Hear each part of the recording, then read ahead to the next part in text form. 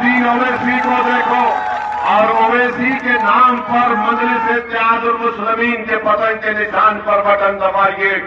आप बताइए, मैं आपसे एक सवाल कर रहा हूं, संभल का नेता कौन है बताओ? क्या नवाब?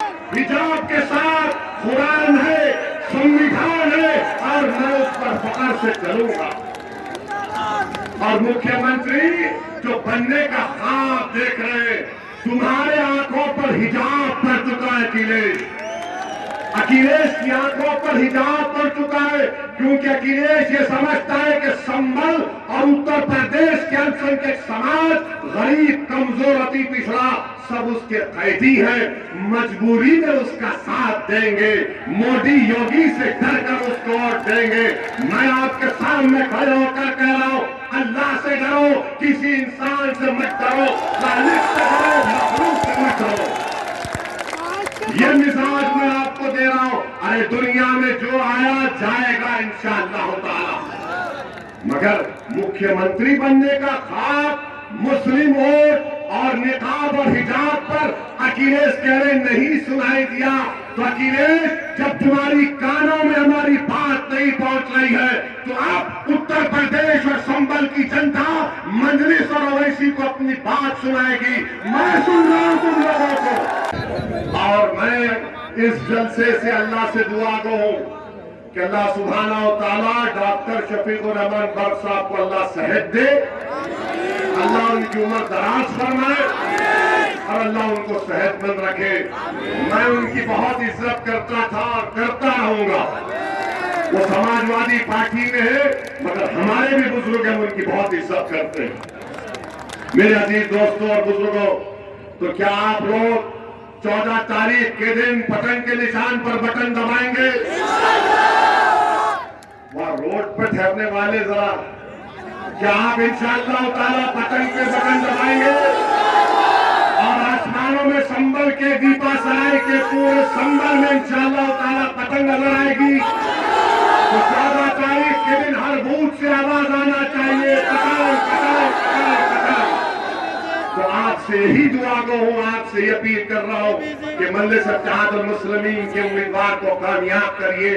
मेरी मां और बहनों से, बुजुर्गों से दुआ कर रहा हूं, अहले दिल से अपील कर रहा हूं, इस गुनाहगार के लिए भी अल्लाह की बारगाह में दुआ करते रहिए।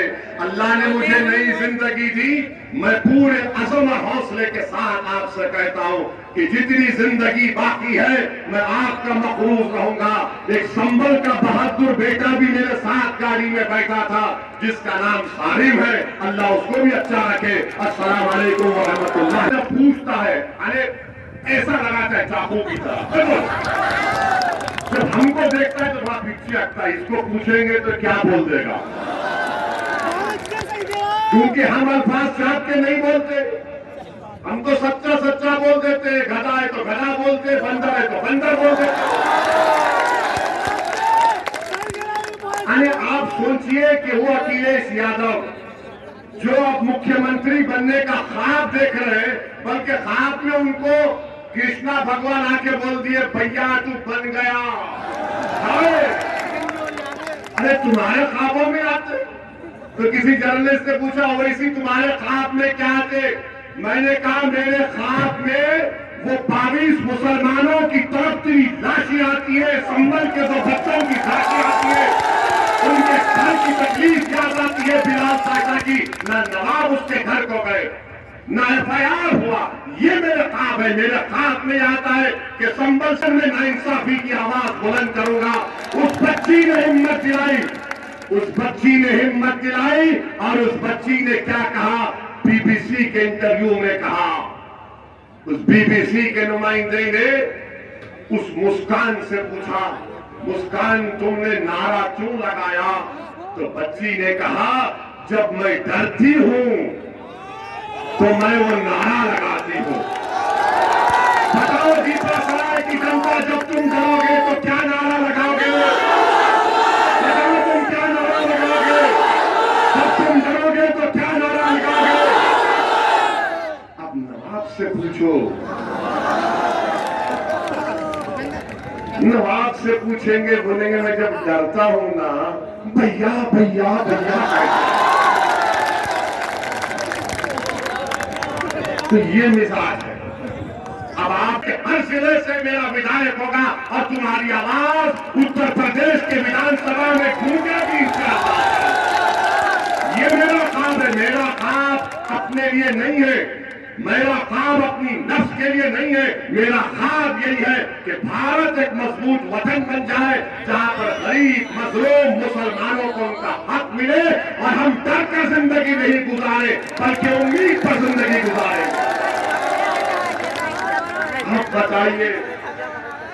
आप बताइए, सुनिए, जो मुख्यमंत्री बनना चाह रहा है, मैं आज कह रहा हूं नवाब, सुनो समाजवादी पार्टी के चाहने वालों, सुनो बसपा और कांग्रेस के चाहने वालों, बोल दो अगर तुम आज निकाब और हिजाब के मसले पर नहीं बोल रहे हो, जो भारत के संविधान के खिलाफ बीजेपी की सरकार ने इक़दाम उठाया, तो याद रख लो हमारी बात को। बीजेपी वालों, समाजवादी वालों, सुबह कयामत तक मेरी बेटी हिजाब और निकाब करेगी, तुम नहीं रोक सकोगे, नहीं रोक सकोगे।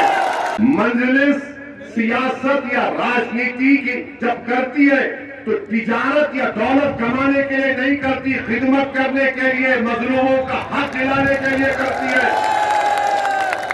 ये फैसला आपको करना है। मेरी आवाज, मेरी तकरीर के जुमले आपके अगर दिल तक पहुंच जाए तो मैं अल्लाह से दुआ करूंगा कि परवरदिगार, तो दिलों को फेरने वाले तो ताकत अल्लाह के पास है, ओवैसी के पास कुछ भी नहीं है। मैं तो बेबस हूं, कमजोर हूं, मैं तो सिर्फ उसी के सहारे जिंदा हूं, उसी के सहारे तवक्कल करके अपनी लड़ाई को आगे बढ़ाता हूं। तो मेरे अजीज दोस्तों और बुजुर्गों, समाजवादी पार्टी का एक और चेहरा देख लो आप। कल आज तक टीवी पर और एएनआई के ऊपर, अखिलेश की बस के ऊपर उसने एक सवाल किया सहाफी ने और पूछा कि तो से मुशीर साहब यहाँ के नए विधायक बनेंगे तो विधायक नहीं रहेंगे, खादिम के तौर पर आपका काम करेंगे इंशाअल्लाह ताला। वही मिजाज मजलिस का है और इसीलिए हमारी जान पर हमला होता है, इसीलिए इम्तियाज जलील को उन पर तरकीब की जाती, मगर ये मिजाज मजलिस दे रही है। मैं आपसे अपील करने आया हूं कि आप 14 तारीख के दिन मुत्तहदा तौर पर अपने वोट का इस्तेमाल करिए। मैं आपसे वादा कर रहा हूं कि एक बार 5 साल के लिए आप मजलिस के अपने वोट दीजिए। मैं खुद जिम्मेदारी लूंगा, संभल को आऊंगा कम से कम 2। आपकी क्या राय है? आज नहीं आए। क्या कहा अखिलेश ने? क्या कहा अखिलेश ने? जोर से बोलो, मुझे नहीं सुनाई दे रहा, नहीं सुनाई दे रहा। अरे वहां रोड पे खड़े वाले भी कुछ बोलो। क्या कहा अखिलेश ने? क्या कहा? आवाज नहीं आ रही है। जब हिजाब निकाब का मामला आया तो कान में आवाज कम आना शुरू हुई, तो हमारे कान तो अच्छा सुन रहे।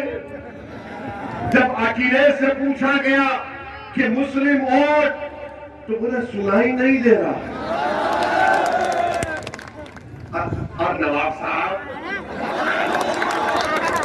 जब उसको मुसलमान नहीं सुनाई दे रहा, हिजाब निकाब सुनाई नहीं दे रहा, नवाब तुम्हारा तो कोई इज्जत का मुकाम ही नहीं है। वहां के लिए काम नहीं दिखा पाते, बल्कि अफसोस मुझे इस बात का होता है कि मुझे बतलाया गया कि कटरा मूसा खान में नवाब साहब ने जिंदों को नहीं छोड़ा तो मुर्दों को भी नहीं छोड़ा नवाब साहब।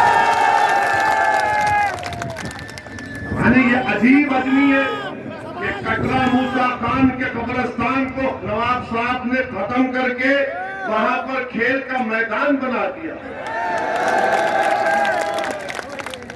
अब आप सोचिए जिंदों की क्या अहमियत जब मुर्दों की नहीं है। तो जो बेचारे खबर में आराम से सो रहे हैं, जो बेचारे खबर में आराम से सो रहे हैं कि जब सूर लगाया जाएगा, जब हशर का मैदान खड़ा किया जाएगा, नवाब याद रखो वो खबर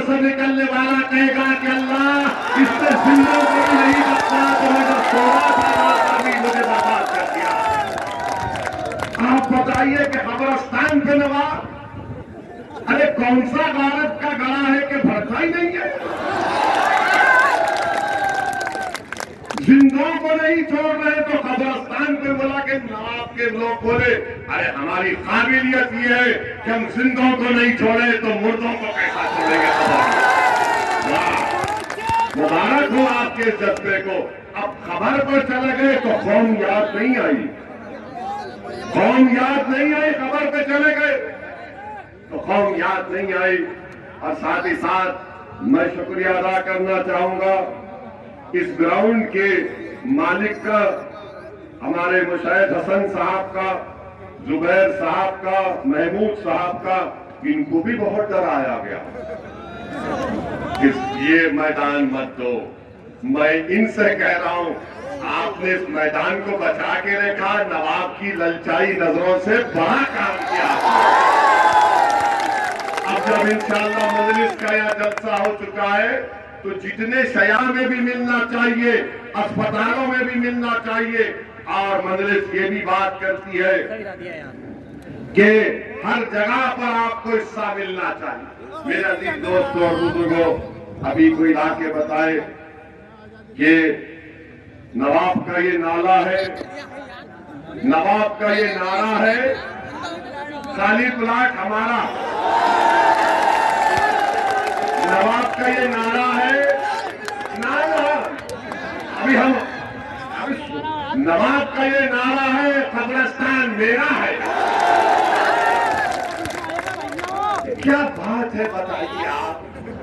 क्या बात है। अरे हम भी राजनीति में 4 मरतबा का MP हूं, 2 मरतबा का MLA बना मैं।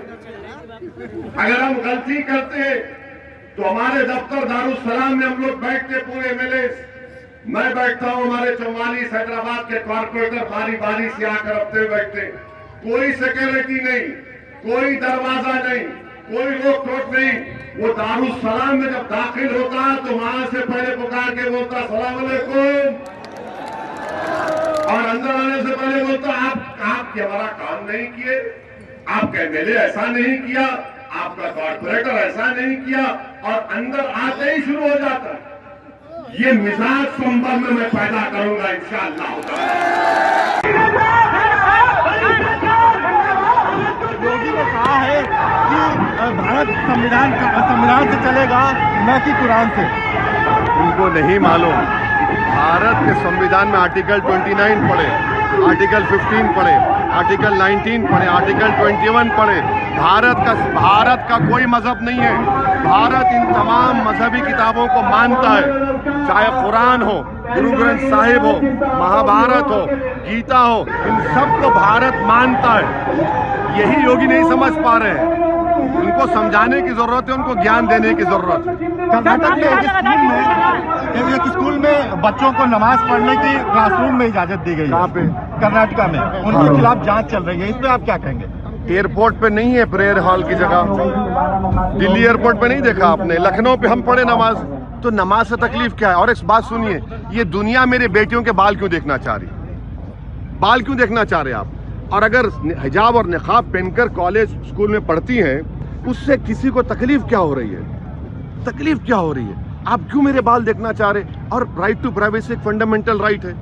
वो पढ़ रही है ना, मोटरसाइकिल पर आती है कॉलेज को, तो पढ़ने का मौका दीजिए, इनको पनपने का मौका दीजिए, भारत को मजबूत करेंगे। शुक्रिया। पाकिस्तान जो कर रहा है सर, प्लीज